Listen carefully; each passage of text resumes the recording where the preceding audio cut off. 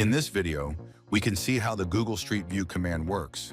We start with a map, and when we execute the command, it asks us to select a point. A panel automatically appears, which we can place or dock wherever we want, with the map and the Street View panorama of the selected area.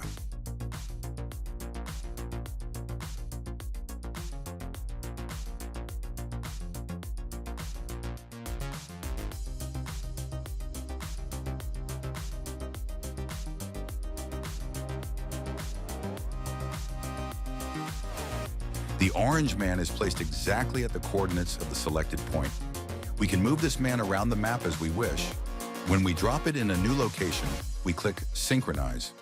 With the Maintain Zoom and Drawing option selected, it updates the CAD drawing, selecting the new coordinates with a red cross, which will disappear as soon as we move the mouse.